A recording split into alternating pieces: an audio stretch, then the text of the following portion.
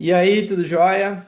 Eu vou falar hoje sobre um texto que eu escrevi e agora gravando aqui o vídeo para a gente conversar um pouquinho sobre ele. Esse assunto é muito interessante. Eu escrevi um artigo, vou pegar o título aqui, que eu digo assim: A doença invisível da vida moderna, o colapso do sabor pela vida. Esse é um tema muito grande, muito importante. Inclusive, agora eu estou no meio de uma leitura de Aristóteles, eu estou lendo o livro dele sobre ética. É, e ele fala justamente sobre isso. E recentemente também eu tenho ouvido alguns médicos falarem também sobre essa questão dos vícios e dos problemas da vida moderna. E é isso que a gente vai investigar hoje. E eu quero te dar uma solução prática no final, tá? Então, vamos lá, vamos começar do início. Eu tava num café, né, era uma café barra festa num café, que era tocando música durante o dia, tá, no café. Aí eu encontrei com a Ana Clara Terres, que é uma menina muito inteligente, que trabalha com dados e também tem uma visão espiritual da vida e tudo mais. E aí, eu conversando com ela, tava bem despretensioso, ela citou uma frase, e na hora me pegou de surpresa, que é: o mais importante é nunca perder o encanto. Ela falou. E na hora eu geralmente tem algumas verdades que as pessoas comentam assim por cima, e aí, se você não estiver prestando atenção, você deixa passar, né? Mas eu peguei, na hora eu vi que aquela mensagem tinha alguma coisa de mais profundo, né, dentro dessa frase. Aí o mais importante é nunca perder o encanto. Aí quando cheguei em casa, e tudo mais, eu comecei a pensar, a escrever sobre isso e acabou gerando esse texto aqui e que eu acho que é uma ideia muito poderosa, principalmente agora na nossa vida moderna, tá? Então, só para contextualizar, a Ana Clara Terres é uma menina, eu conheço pouco ainda, né? Mas, como eu disse, ela parece ser uma pessoa muito inteligente e tudo mais. E eu via ela constantemente na praia. Eu pego a bicicleta aqui e vou pra praia constantemente. É, E aí eu sempre via ela na praia, assim, meditando, sabe? Olhando o mar, olhando a coisa com um rosto, assim, de maravilhamento, sabe? Até brinquei no texto que parecia que ela tinha usado droga, alguma coisa assim, porque sempre ela tava muito feliz, assim, muito vislumbrada, sabe, com a natureza e tudo mais, dá pra perceber isso, sabe? E daí quando ela me disse essa frase, né, o ideal é nunca perder, né, o mais importante é nunca perder o encanto, eu basicamente entendi o porquê do que ela tava com essa visão de maravilhamento, de espanto com a vida, né? E aí é o que a gente vai descobrir aqui agora, tá?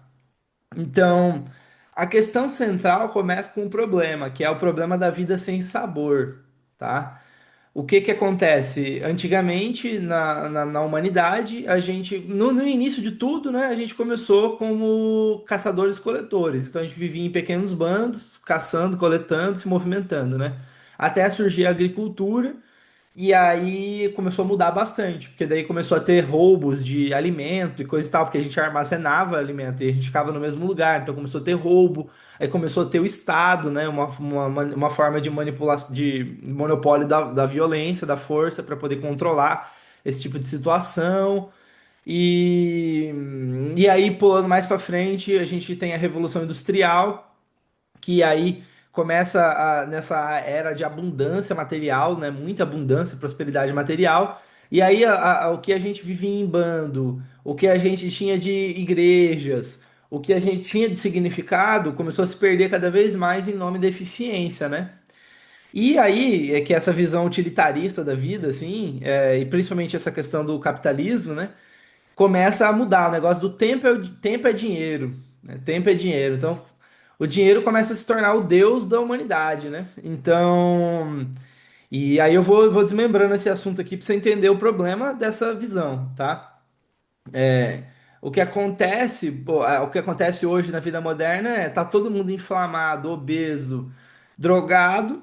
E isso envolve um monte de coisa, né? Desde o fast food até o tabaco. E as pessoas não têm energia, trabalham em empregos que elas não gostam, mas elas ficam num ciclo automático, igual um robô, executando funções, e ela está completamente desconectada de quem ela é, da alma dela, né? E de algum significado maior.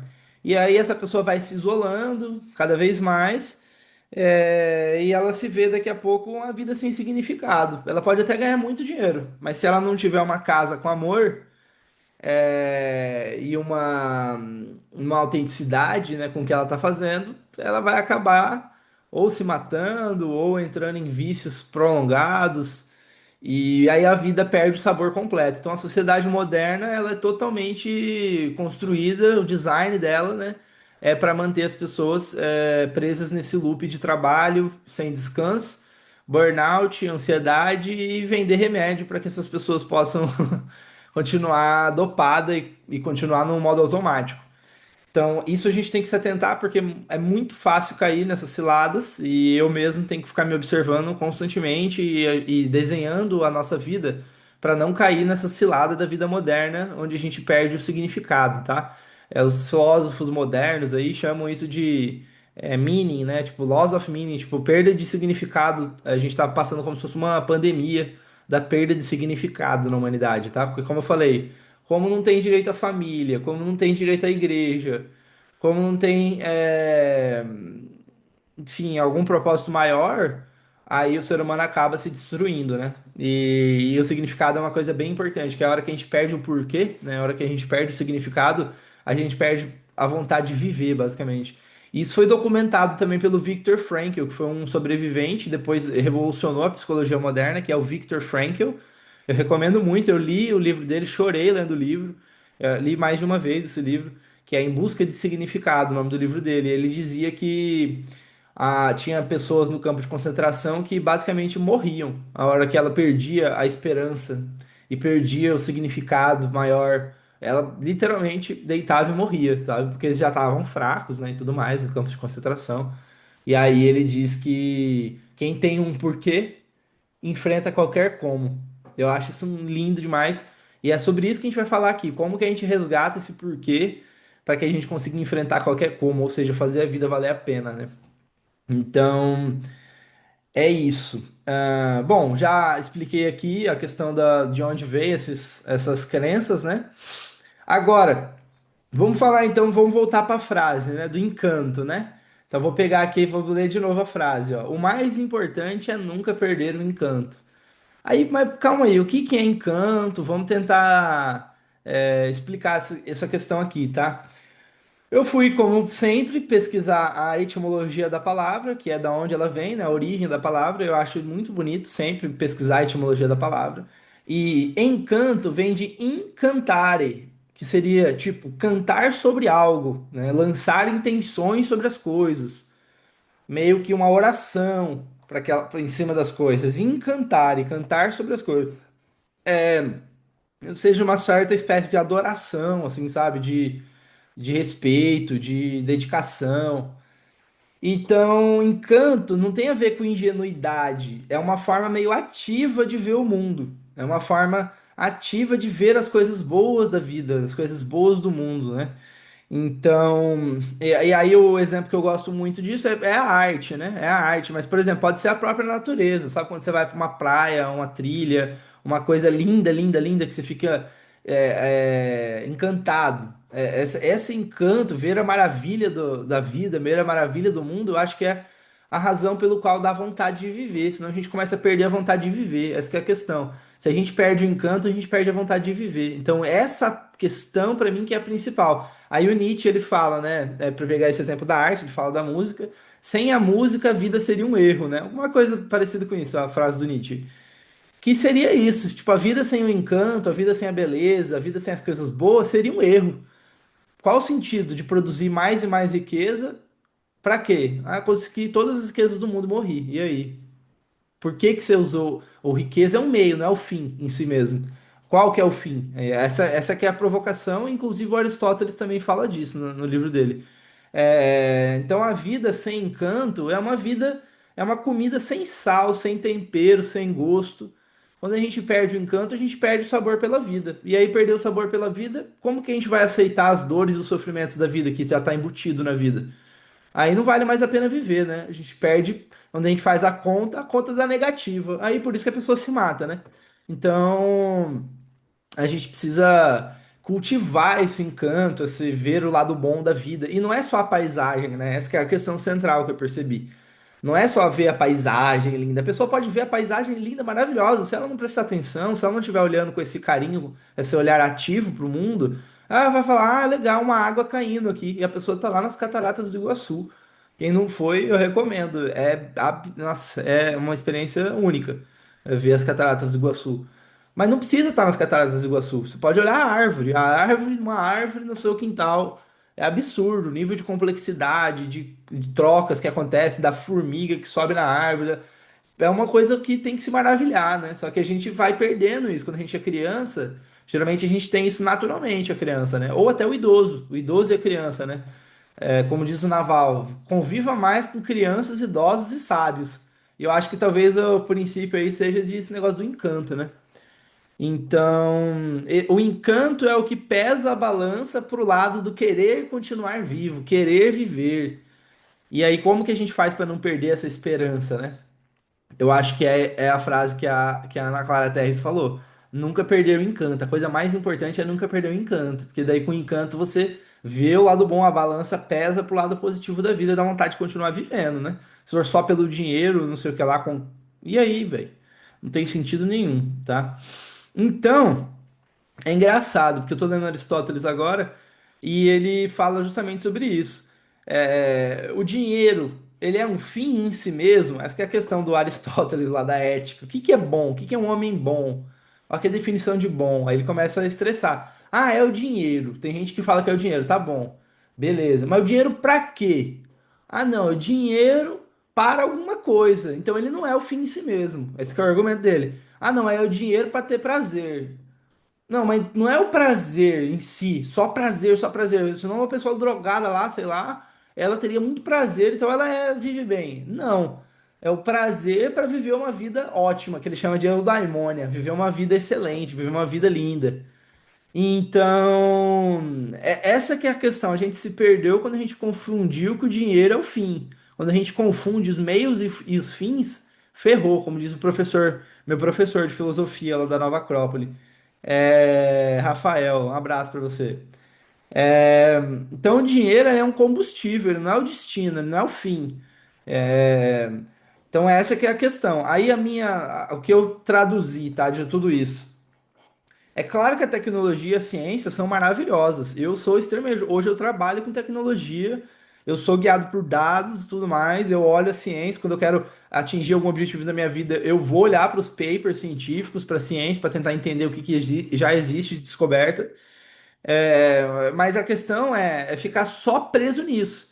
Porque daí a gente começa a ficar só dividindo, fazendo conta, e a gente perde o encanto. Que o encanto não tá na conta, o encanto tá no maravilhamento, né? Nesse espanto com a vida, né? Que você cultiva através da contemplação, da arte, de outras coisas, né? Então, a proposta que eu faço, da solução que eu falei, é a gente encontrar momentos da nossa vida, no nosso dia, onde a gente tem momentos de razão, que seria de decupar, de trabalhar, de construir, de resolver problemas, de pensar e tudo mais, e reservar momentos de encanto, que seria arte, que seria ver a natureza, que seria contemplar um lago, que seria conversar, conversa profunda com um amigo, que te dá prazer, que te dá significado na vida. Essa que é a provocação, a gente ter momentos de razão e ter momentos de contemplação, no caso de encanto. Cultivar esses momentos parece deixar a vida com sabor e tempero, e ao mesmo tempo a gente conseguir os recursos e tudo mais que a gente precisa, que é através da ciência, que é através da razão, gera recursos, né? Mas não perder de vista que a gente mesmo cria significado. Inclusive no outro vídeo que eu postei, eu falei sobre sistemas simbólicos. Então é a gente mesmo que cria esses significados. E aí, se a gente não faz isso ativamente, que horas que a nossa vida ganha significado? Em nenhum momento, que a gente precisa criar o significado da nossa vida. Então, eu pensando, eu entendi que a última obra de arte, a última arte de todas é a própria vida. É que é a gente desenhar essa vida, ter significado, ter sabor, ter gosto, temperar a vida.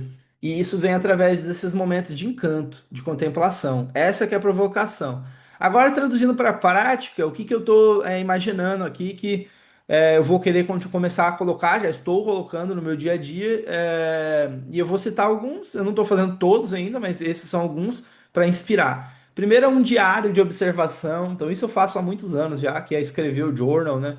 o que eu tô sentindo, o que tá sendo bom. Então, ter um diário de observação. E até assim, pode fazer até. Tem uma prática que parece que as pessoas fazem que é perceber algo e escrever o que tá percebendo daquela coisa. Então, isso aí entra dentro dessa categoria de escrita, tá? Do diário. A gente tem a fotografia, que é esse achar a beleza, achar as coisas boas e os ângulos da vida. Música, para mim, música é uma coisa sensacional para gerar esse encanto, é maravilhoso a música. Consumir boa arte, filmes, livros, artistas que traduzem, né, esse encanto, geram esse encanto. Cultivar estética, então você pode ter um ambiente todo caótico, ou você pode levantar, arrumar a cama, arrumar as coisas, e isso de uma certa forma te afeta. Com certeza te afeta, porque tá transmitindo uma mensagem de ordem, de beleza, de qualidade. Aí quando você vai trabalhar, você tá naquela mesma vibe de qualidade, de manter as coisas em ordem. Então, eu acredito que ter cultivar estética também é uma coisa, uma forma de cultivar encanto, né? E esse negócio de meditar, contemplar. Então, é largar o celular de lado. E ultimamente eu tenho pegado a bicicleta tem sido um grande aliado. E aí eu paro na lagoa que tem aqui perto e fico lá olhando. Meia hora, uma hora lá olhando, sentado. Não tô ouvindo música, não tô fazendo nada, só olhando a lagoa. Parece bobeira, mas é uma das formas mais importantes de recarregar que eu já descobri na vida. Silêncio. Eu chamo de momentos de SOS. Silêncio, observação e solitude. É a hora que tudo se conecta, que eu encontro as respostas e eu recupero a minha vontade de viver. Então, eu quero que você se imagine, para finalizar aqui, no leito de morte. Eu sempre gosto de fazer esse exercício do leito de morte. Eu acho que quem falou disso foi o Warren Buffett, ou o fundador da Amazon, eu não lembro agora. Mas em resumo, é você imaginar você com 80 anos, deitado no leito de morte, e você olhar para a tua vida para trás. O que que você iria lembrar nesse momento de 80 anos que te daria muito orgulho e felicidade? E o que que você se arrependeria? Cara, faz esse exercício. Para o vídeo, vai lá, fecha o olho, vai tomar um banho, fecha o olho e se imagina 80 anos no leito de morte. Eu tô te dizendo, esse exercício ele te dá uma clareza fodida. Porque você vai entender exatamente o que que você tem que fazer e o que que você tem que deixar de fazer para você diminuir seus arrependimentos e realizar seus objetivos que realmente importa para você. Não são as distrações que a gente perde horas da nossa vida e anos da nossa vida atrás, né? Então. Milhões na conta ou um coração vazio, né? Essa que é a pergunta. Eu prefiro ter milhões na conta e coração cheio.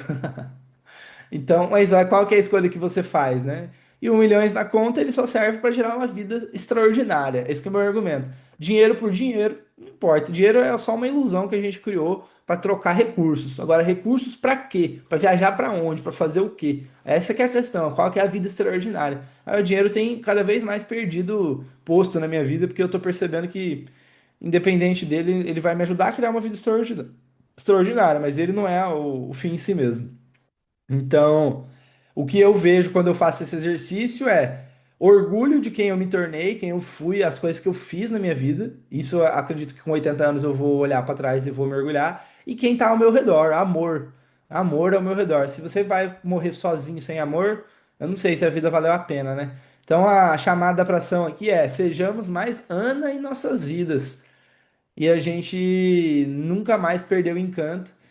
E se a gente tem encanto, beleza, excelência, amor, então tudo vale a pena, né? Aí a vida, o saldo da vida acaba positivo. Para finalizar, vou ler de novo a frase da Ana. O mais importante é nunca perder o encanto. Beleza? Deixa aí nos comentários o que que você achou, o que que você faz também no teu dia a dia para cultivar esse encanto e vamos discutir um pouco sobre isso aí nos comentários, beleza? Valeu, um abraço, tchau, tchau.